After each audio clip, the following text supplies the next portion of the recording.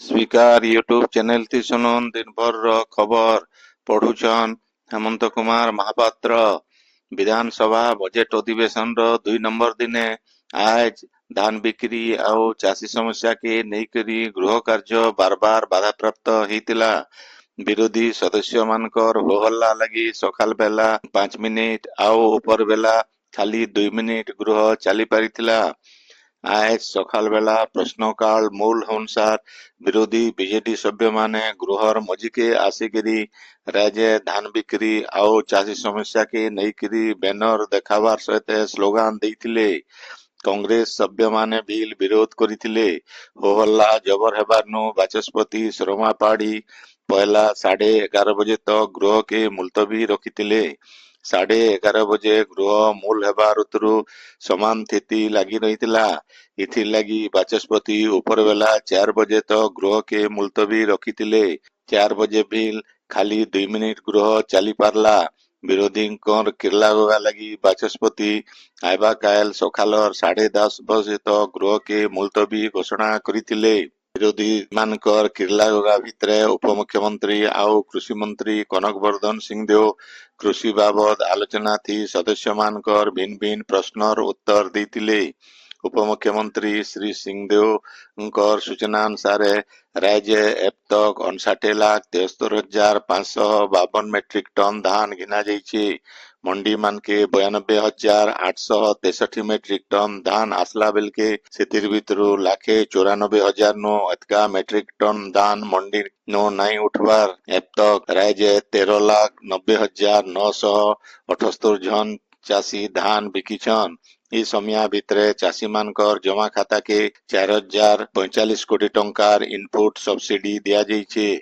MSP बाबत के 13,110 कोटी टंका दिया जाइछे बोली उपमुख्यमंत्री श्री सिंहदेव कहिछन। ओडिशा वार्षिक फल उत्पादन थी सर्वभारतीय स्तरन 11 नंबर ठाने रहीछे बोली उपमुख्यमंत्री कनक वर्धन सिंहदेव विधानसभा न आउ गुटे प्रश्नर उत्तर थी कहिछन। श्री सिंहदेव कहिछन जे राज्य 7,919 जन उद्योगी फल आउ फूल चाष करी व्यापार करुछन। 2024-25 आर्थिक बछरे राज्य 27.18 लाख टन फल उत्पादन हेतला बेलके पुरीन सबुनु जह 586 जन उद्योगी फल चाष करुछन। संबलपुर आउ सुंदरगढ़ जिला न 115 जन उद्योगी फूल चाष करुछन बोली उपमुख्यमंत्री कहिछन। राज्यसभा निर्वाचन आइबा मासर 16 तारीख करवार के भारतीय निर्वाचन आयोग आज घोषणा करिछन। ओडिशा सहित 10टा राज्यर 37टा राज्यसभा आसन लगी भोट हेबा। इथिर लगी आइबा 26 तारीख दिन विज्ञप्ति बाहरबा। मार्च मासर 5 तारीख नामांकन पत्र दाखल रो शेष दिन रखा जाइछे। 6 तारीख जांच और 9 तारीख नामांकन पत्र प्रत्याहार रो शेष दिन रहीछे। मार्च 16 तारीख सकाल 9 बजे नो ऊपर बेला 4 बजे तक भोट हेबा।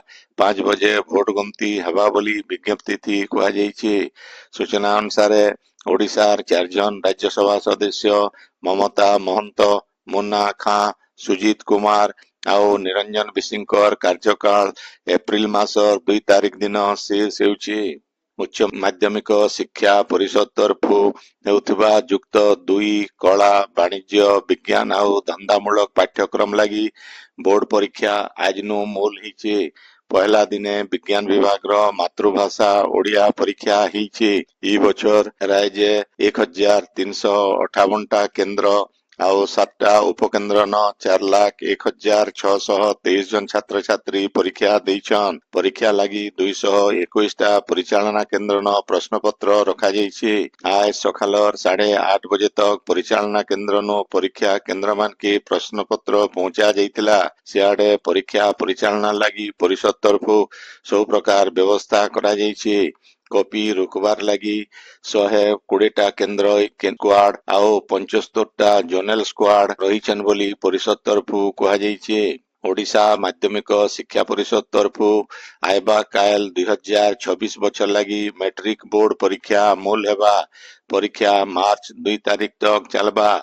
ई बछर राज्य 3082टा केंद्र न 5,61,979 जन छात्र छात्री परीक्षा देबे। ଫେବୃଆରୀ 10 ତାରିଖ ଦିନ ଭିନ୍ନ ଭିନ୍ନ ନୋଡାଲ କେନ୍ଦ୍ରମାନଙ୍କୁ ପ୍ରଶ୍ନପତ୍ର ପଠାଯାଇଛି। ରାଜ୍ୟର 322ଟା ନୋଡାଲ କେନ୍ଦ୍ରନ କଡ଼ା ସୁରକ୍ଷା ବ୍ୟବସ୍ଥା ଭିତରେ ପ୍ରଶ୍ନପତ୍ର ରଖାଯାଇଛି। ପରୀକ୍ଷାକେ ନିର୍ଭୁଲ ଭାବେ କରବାର ଲାଗି ପରିଷଦ ତରଫୁ ସବୁ ରକମର ପ୍ରସ୍ତୁତି ଶେଷ ହେଇଯାଇଛି ବୋଲି ପରିଷଦର ସଭାପତି ଶ୍ରୀକାନ୍ତ ତରାଇ କହିଛନ୍। ଆପଣମାନେ ଖବର ଶୁଣୁଛନ୍ ସ୍ପିକାର ୟୁଟ୍ୟୁବ ଚ୍ୟାନେଲ ଥି। ରାଉରକେଲା ପୁଲିସ ତରଫୁ ବଡ଼ ଧରଣର ଅନଲାଇନ ବେଟିଂ ରେକେଟର ପର୍ଦ୍ଦାଫାଶ କରାଯାଇଛି। ଇ ସମୟାଥି 20 ଲାଖନୁ ଅଧିକା ନଗଦ ଟଙ୍କା ଜବତ କରାଯିବାର ସହିତ ସନ୍ଦିଗ୍ଧ ଆର୍ଥିକ କାରବାର, ବ୍ୟାଙ୍କ ଖାତା ଆଉ ଡିଜିଟାଲ ତଥ୍ୟ ବାବଦେ ଯାଞ୍ଚ କରାଯାଉଛି। ଘଟଣାଥି 5 ଜଣଙ୍କୁ ଅଟକ ରଖାଯାଇକିରି ପଚରା ଉଚରା କରାଯାଉଛି।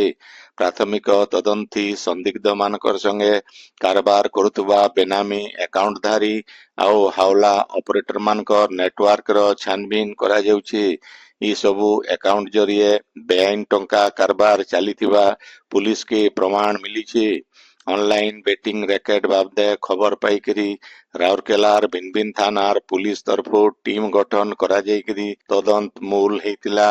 ମାଧ୍ୟମିକ ଶିକ୍ଷା ପରିଷଦ ବିଏସ୍ଇ ତରଫୁ ଓଡ଼ିଶା ଆଦର୍ଶ ବିଦ୍ୟାଳୟ ଆଉ ଓଡ଼ିଶା ଖଣି ଆଦର୍ଶ ବିଦ୍ୟାଳୟର 6 ଆଉ 9 ଶ୍ରେଣୀ ଥି ନାଁ ଲେଖା ଲାଗି 2026 ପ୍ରବେଶିକା ପରୀକ୍ଷାର ରେଜଲ୍ଟ ଆଜ ବାହାରିଛେ।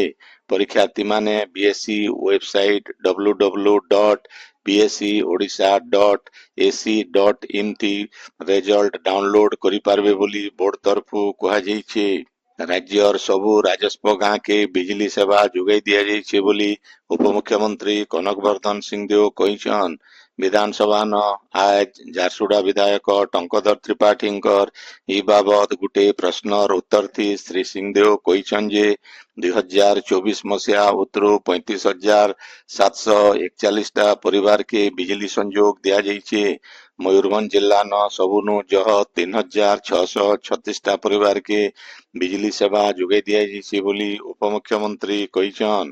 ସମ୍ବଲପୁର ଜିଲ୍ଲା ପ୍ରଶାସନ ଆଉ ଜିଲ୍ଲା ଦକ୍ଷତା ବିକାଶ ନିୟୋଜନ ଅଫିସ ତରଫୁ ଆଇବା କାଏଲ ସହରର ଅଇଁଠାପାଲି ବିର୍ସାମୁଣ୍ଡା ପଡ଼ିଆନ ନିଯୁକ୍ତି ମେଳାର ଆୟୋଜନ କରାଯାଉଛି। ମେଳାଥି ରାଜ୍ୟ ଆଉ ରାଜ୍ୟ ବାହାରର ଭିନ୍ନ ଭିନ୍ନ ଘରୋଇ ସଂସ୍ଥା ଯୋଗ ଦେବେ। ଇ ଉଦେ କେତେ ସଂସ୍ଥା ସିଧାସଳଖ ନିଯୁକ୍ତି ଦେବେ ଆଉ କେତେ ସଂସ୍ଥା ନିଯୁକ୍ତି ଭିତ୍ତିକ ତାଲିମ ଦେଇକିରି ତାର ଉତରୁ ନିଯୁକ୍ତି ଦେବେ। ଜିଲ୍ଲାର 8 ଶ୍ରେଣୀ ପାସନୁ ମୂଲ କରିକିରି ଆଇଟିଆଇ, ଡିପ୍ଲୋମା, ବିଟେକ୍ ପାଠ ପଢିଥିବା 18 ନୁ 35 ବଛର ବୟସ୍କ ନିଯୁକ୍ତି ଆଶାୟୀ ଜୁଆନ ପିଲା ଟୁକେଲମାନେ ଇଥି ଭାଗ ନେଇ ପାରବେ। ଆଶାୟୀମାନେ ନିଜର ଶିକ୍ଷାଗତ ଯୋଗ୍ୟତା ପ୍ରମାଣପତ୍ର ସହିତ ଆଇବା କାଏଲ ଦିନର 10 ବଜେ ବିର୍ସାମୁଣ୍ଡା ପଡ଼ିଆନ ଉପସ୍ଥିତ ରହିବାରକେ ପ୍ରଶାସନ ତରଫୁ କୁହାଯାଇଛି। କଳାହାଣ୍ଡି ଜିଲ୍ଲା ପ୍ରଶାସନ ତରଫୁ ଆଜ ଏଆଇ ଚାଟ ବଟ ଆମର ସହାୟକ ବ୍ୟବସ୍ଥାର ଶୁଭାରମ୍ଭ କରାଯାଇଛି। ଜିଲ୍ଲା ପରିଷଦ ସମ୍ମିଳନୀ କକ୍ଷନ ଗୋଟିଏ ସମାରୋହ ଥି ଜିଲ୍ଲାପାଳ ପାୱାର ସଚିନ ପ୍ରକାଶ ଇତାର ଶୁଭାରମ୍ଭ କରିକିରି ଡିଜିଟାଲ ଶାସନ ଆଉ ଜନକୈନ୍ଦ୍ରିକ ପ୍ରଶାସନ ବ୍ୟବସ୍ଥା ଦିଗେ ଇଟା ଗୋଟିଏ ବଡ଼ ପଦକ୍ଷେପ ଆଏ ବୋଲି କହିଛନ୍। ଇ ଉଦେ ଗୋଟିଏ କର୍ମଶାଳାର ଭିଲ ଆୟୋଜନ କରାଯାଇଥିଲା। ଝାରସୁଗୁଡ଼ା ନିର୍ବାଚନ ମଣ୍ଡଳୀର ଭିନ୍ନ ଭିନ୍ନ ବ୍ଲକର ଉନ୍ନତି ଲାଗି ଝାରସୁଗୁଡ଼ା ବିଧାୟକ ଟଙ୍କଧର ତ୍ରିପାଠୀ ଦେଇଥିବା ଯୋଜନାମାନଙ୍କୁ ମୁଖ୍ୟମନ୍ତ୍ରୀ ସ୍ୱତନ୍ତ୍ର ଯୋଜନା ଥି 1,52,00,000 ଟଙ୍କା ସହ ଯୋଜନାମାନଙ୍କୁ ମୁଖ୍ୟମନ୍ତ୍ରୀ ମୋହନ ମାଝୀ ଅନୁମୋଦନ କରିଛନ୍। ବିଧାୟକ ଶ୍ରୀ ତ୍ରିପାଠୀ ଝାରସୁଗୁଡ଼ା ନିର୍ବାଚନ ମଣ୍ଡଳୀର ଝାରସୁଗୁଡ଼ା, ଲଇକେରା, କିରମିରା, କୁଲାବିରା ଆଦି ବ୍ଲକ ଥି ଉନ୍ନୟନମୂଳକ କାମ ଲାଗି ମୁଖ୍ୟମନ୍ତ୍ରୀଙ୍କୁ ଭିନ୍ନ ଭିନ୍ନ ଯୋଜନାକେ ଅନୁମୋଦନ କରବାର ଲାଗି ପ୍ରସ୍ତାବ ଦେଇଛି। ସେ ପ୍ରସ୍ତାବ ମାନ ମୁଖ୍ୟମନ୍ତ୍ରୀ ଅନୁମୋଦନ କରିଛନ୍। ଝାରସୁଗୁଡ଼ା ସହର ଭିତରକେ ଯିବାର ଲାଗି ରହିଥିବା 3ଟା ପ୍ରବେଶ ପଥ ଥି 3ଟା ଥିମେଟିକ ଗେଟ ତିଆର କରବାର ଲାଗି ଓଡ଼ିଶା ରାଜ୍ୟ ସରକାରଙ୍କର ପୂର୍ତ୍ତ ମନ୍ତ୍ରୀ ପୃଥ୍ୱୀରାଜ ଚନ୍ଦନଙ୍କୁ ଝାରସୁଗୁଡ଼ା ବିଧାୟକ ଟଙ୍କଧର ତ୍ରିପାଠୀ ଗୋଟିଏ ଚିଠି ଲେଖିଛନ୍। ବିଧାୟକ ତ୍ରିପାଠୀ ଶ୍ରୀ ହରିଚନ୍ଦନଙ୍କୁ ଦେଇଥିବା ଚିଠିଟି କହିଛନ୍ ଯେ ଝାରସୁଗୁଡ଼ା ଗୋଟିଏ ଐତିହାସିକ ସହର ଆଏ। ଇତାର ଆକର୍ଷଣ ଆଉ ସାଂସ୍କୃତିକ ପରିଚୟ ଲାଗି ଝାରସୁଗୁଡ଼ା ସହରକେ ଆସିବାର ଲାଗି ରହିଥିବା ତିନିଟା ପ୍ରବେଶ ଦ୍ୱାର ଥି ତିନିଟା ଥିମେଟିକ୍ ଗେଟ୍ ତିଆରି ଲାଗି ସେ ଅନୁରୋଧ କରିଛନ୍। ସୁନ୍ଦରଗଡ଼ ଆଡୁ ଝାରସୁଗୁଡାକେ ଢୁକଲା ବେଲେ ଏୟାରପୋର୍ଟ ରାସ୍ତା ଥି ଝାଡେଶ୍ୱର ମନ୍ଦିର ଥିମ୍ ବାଗି ଥିମେଟିକ୍ ଗେଟ୍, ସମ୍ବଲପୁର ଆଡୁ ଝାରସୁଗୁଡାକେ ଢୁକଲା ବେଲେ ବଡମାଲ ଥି ମା ଅନ୍ଧାରୀ ଦେବୀ ଥିମ୍ ବାଗି ଥିମେଟିକ୍ ଗେଟ୍, ଆଉ ବେଲପାହାଡ ଆଉ ରାୟଗଡ ଆଡୁ ଝାରସୁଗୁଡାକେ ଢୁକଲା ବେଲେ ମା ରାମଚଣ୍ଡୀ ଥିମ୍ ବାଗି ଥିମେଟିକ୍ ଗେଟ୍ ତିଆରି ଲାଗି ଅନୁଦାନ ଦେବାରକେ ଶ୍ରୀ ତ୍ରିପାଠୀ ପୂର୍ତ୍ତମନ୍ତ୍ରୀଙ୍କୁ ଅନୁରୋଧ କରିଛନ୍। ସମ୍ବଲପୁର ଅତିରିକ୍ତ ଜିଲ୍ଲା ଜଜ୍ ଆଉ ସ୍ୱତନ୍ତ୍ର ପୋକ୍ସୋ ଅଦାଲତର ବିଚାରପତି ଅଭିଳାଷ ସେନାପତି ନାବାଳିକା ଦୁଷ୍କର୍ମ ମାମଲାର ବିଚାର କରିକିରି ଅଭିଯୁକ୍ତ ମଧୁସୂଦନ ବଗର୍ତ୍ତୀକେ ଦୋଷୀ ସାବ୍ୟସ୍ତ କରବାର ସହିତ 20 ବର୍ଷ ସଶ୍ରମ କାରାଦଣ୍ଡ ଆଉ 50,000 ଟଙ୍କା ଜରିମାନା ଆଦେଶ ଦେଇଛନ୍। ଜରିମାନା ନାଇଁ ଦେଇ ପାରିଲେ ଅଭିଯୁକ୍ତ ଆଉ 1 ବର୍ଷ ଜେଲ ଦଣ୍ଡ ଭୋଗିବେ ବୋଲି କୋର୍ଟ ତାଙ୍କର ରାୟ ଥି କହିଛନ୍। ଘଟଣା ଦିନ ଠାନୁ ରାୟ ବାହାରବାର ତକ ରେକର୍ଡ 79 ଦିନ ଭିତରେ ପ୍ରକ୍ରିୟା ଶେଷ ହେଇଛି। ଗଲା ବର୍ଷ ନଭେମ୍ବର ମାସ 29 ତାରିଖ ଦିନ ଧମା ଇଲାକାନ ପୀଡ଼ିତା ଦୁକାନକେ କୁରକୁରେ ଘିନବାରକେ ଯାଇକରି ଫିରୁଥିବାର ବେଲେ ଅଭିଯୁକ୍ତ ଘର ଭିତରକେ ନେଇକରି ଦୁଷ୍କର୍ମ କରିଥିବାର ଅଭିଯୋଗ ହେଇଥିଲା। ସ୍ୱତନ୍ତ୍ର ପିପି ଆଡଭୋକେଟ ପ୍ରସନ୍ନ କୁମାର ସାହୁ ସରକାରଙ୍କ ତରଫୁ ଇ କେସ୍ ଲଢୁଥିଲେ। ଝାରସୁଗୁଡ଼ା ଜିଲ୍ଲାର କିରମିରା ପଞ୍ଚାୟତ ସମ୍ମିଳନୀ କକ୍ଷନ ବିକଳ୍ପ ବିବାଦ ସମାଧାନର ଭିନ୍ନ ଭିନ୍ନ ଉପାୟ, ଲୋକ ଅଦାଲତ ମଧ୍ୟସ୍ଥତା, ସାର୍ବଜନୀନ ଉପଯୋଗୀ ସେବା ଲାଗି ସ୍ଥାୟୀ ଲୋକ ଅଦାଲତ ମାନଙ୍କର ପ୍ରତିଷ୍ଠା ଆଉ କାର୍ଯ୍ୟକାରିତା, ଆଉ ଇତାର ବିଚାରକେ ନିଆଯାଉଥିବା ବିବାଦର ପ୍ରକୃତି ଆଉ ଆଇନ ସେବା ପ୍ରାଧିକରଣ ଅନୁଯାୟୀ ଯୋଜନାର ଲାଭ ଆଉ ନାଲସା ବାବଦେ କିରମିରା ପଞ୍ଚାୟତ ସମ୍ମିଳନୀ କକ୍ଷନ ଝାରସୁଗୁଡ଼ା ଜିଲ୍ଲା ଆଇନ ସେବା ପ୍ରାଧିକରଣ ତରଫୁ ଗୋଟେ କାର୍ଯ୍ୟକ୍ରମ ହେଇଯାଇଛି। କାର୍ଯ୍ୟକ୍ରମ ଥି ସ୍ଥାୟୀ ଲୋକ ଅଦାଲତର ଅଧ୍ୟକ୍ଷ ଅଶ୍ୱିନୀ କୁମାର ନାୟକ, ଜିଲ୍ଲା ଆଇନ ସେବା ପ୍ରାଧିକରଣର ସଚିବ ଆଲୋକମୟୀ ପ୍ରଧାନ, ମୁଖ୍ୟ ଆଇନ ସେବା ପ୍ରତିପକ୍ଷ ଓକିଲ ସାଜଦା ବେଗମ, କିରମିରା ବ୍ଲକର ଅତିରିକ୍ତ ଗୋଷ୍ଠୀ ଉନ୍ନୟନ ଅଧିକାରୀ ଖିଲେଶ୍ୱରୀ କାଳୁ ପ୍ରମୁଖ ଯୋଗ ଦେଇଥିଲେ। ସାଇବର ଅପରାଧ ଦମନ ଲାଗି ଜାରି ରହିଥିବା ସାଇବର କବଚ ଅଭିଯାନ ଉଦୟ ଝାରସୁଗୁଡ଼ା ଜିଲ୍ଲା ରେଙ୍ଗାଲି ପୁଲିସ ଚଢାଉ କରି ବେଆଇନ ଭାବେ ଆଘନୁ ସକ୍ରିୟ ସିମ୍ କାର୍ଡ ବିକ୍ରି ଘଟଣା ଥି ଜଣେ ଜୁଆନ ପିଲାକେ ଗିରଫ କରିଛି। ଗିରଫ ହେଇଥିବା ପିଲା ଜଣକ ରେଙ୍ଗାଲି ଥାନା କୁଡାପଗା ଗାଁର ପୁରୁଷୋତ୍ତମ ଗଡିଆ ବୋଲି ଜଣାପଡିଛି। ଚଢାଉ ବେଲେ ତାଙ୍କନୁ 27ଟା ସିମ୍ କାର୍ଡ, 3ଟା ମୋବାଇଲ ଫୋନ ଆଉ ଗୋଟେ ବାୟୋମେଟ୍ରିକ ଡିଭାଇସ ଜବତ କରିଛି। ଇ ବାବଦେ ରେଙ୍ଗାଲି ଥାନା ଥି ଗୋଟେ ମାମଲା ରୁଜୁ କରାଯାଇକରି ଅଭିଯୁକ୍ତକେ କୋର୍ଟକେ ଚାଲାଣ କରାଯାଇଛି। ଝାରସୁଗୁଡ଼ାର ଭୁଲିଆ ଟିକରାର ସୁଚିତ୍ର ସୁନାଙ୍କର ଘରୁ ନଗଦ ଟଙ୍କା ଆଉ ଚୋରି ହୋଇଥିବାର ଜିନିଷ ଘଟଣା ଥି ପୁଲିସ ଚୌକିପଡାର ସନ୍ଦୀପ ନାଗକେ ଗିରଫ କରିଛି। ଇତାର ସହିତ ଚୋରି ହେଇଥିବା 8,540 ଟଙ୍କା ଆଉ ଚୋରି ଥି ବ୍ୟବହାର ହେଇଥିବା ସ୍କୁଟର ବି ଜବତ ହେଇଛି। ଅଭିଯୁକ୍ତକେ ପୁଲିସ କୋର୍ଟ ଚାଲାଣ କରିଛି।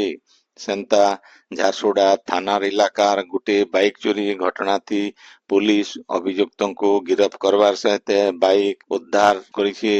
ଅଭିଯୁକ୍ତକେ କୋର୍ଟ ଚାଲାଣ କରାଯାଇଛି। ସମ୍ବଲପୁର ଜିଲ୍ଲାର କାଶିପାଲି ଗାଁନ ରେଙ୍ଗାଲି ରେଞ୍ଜର ସୁଜାତା ପଟେଲଙ୍କର ଅଧ୍ୟକ୍ଷତା ଥି ଗୋଟେ ସଚେତନତା ସଭା ଆଉ ଶୋଭାଯାତ୍ରା ହେଇଯାଇଛି। ପ୍ରକୃତି ବନ୍ଧୁ ବଂଶୀଧର କର ଇଥି ମୁଖ୍ୟ ଅତିଥି ଭାବେ ଯୋଗ ଦେଇଥିଲେ। ଭାଲୁବାହାଲ ଫରେଷ୍ଟ ସେକ୍ସନ ବନପାଳ ସୁନିତା ଗଡିଆଙ୍କର ସଂଯୋଜନା ଥି ହେଇଥିବା ଇ କାର୍ଯ୍ୟକ୍ରମ ଥି ସବିତା ପଟେଲ, ପ୍ରୀତିମୟୀ ବେହେରା, ଝରଣା କିଷାନ, ସନ୍ଧ୍ୟା ସିଂ, ହେମସାଗର ବିଶ୍ୱାଳ, ଗୁଲେଖ ଗାଇଗିରିଆ, ବନ ସୁରକ୍ଷା ସମିତିର ସଭାପତି ବିପିନ ମିର୍ଦ୍ଦା, କୋଷାଧ୍ୟକ୍ଷ ବିରଞ୍ଚି ପ୍ରଧାନ, ପଣ୍ଡିତ ଶରତ ଚନ୍ଦ୍ର ରଥ, ସୁଶୀଲ କୁମାର ବେହେରା, ବିଜୟ କୁମାର ବେହେରା, ଅମରଲତା ବେହେରା, ପ୍ରକୃତି ବନ୍ଧୁ ଦେବାଶିଷ ସାହୁ, ସୁଭାଷ ଚନ୍ଦ୍ର ପଟ୍ଟନାୟକ ଆଉ ଜୟରାମ ପ୍ରଧାନ ପ୍ରମୁଖ ସହଯୋଗ କରିଥିଲେ। ଇ ଉଦୟ କାଶିପାଲି ବନ ସୁରକ୍ଷା ସମିତି ତରଫୁ ବଂଶୀଧର କରଙ୍କୁ ସମ୍ବର୍ଦ୍ଧିତ କରାଯାଇଥିଲା। ଆଜିର ଖବର ଇନ ଶେଷ ହେଲା। ଆପଣଙ୍କର ଇଲାକାତି ହେଉଥିବା ସଭା ସମିତି ସାଂସ୍କୃତିକ କାର୍ଯ୍ୟକ୍ରମ ବାବଦେ ଖବର ପ୍ରସାରଣ ଲାଗି ଆମର ହ୍ୱାଟ୍ସଆପ୍ ନମ୍ବର 9437348018 के लिखिकरी पठेई पारबे। संबलपुरी भाषा के बरकस करवार लगी आमर यूट्यूब चैनल के लाइक शेयर आउ सब्सक्राइब करवार के अनुरोध। आइबा काल खबर फिर सुनी पारबे राति 9 बजे। जुहार।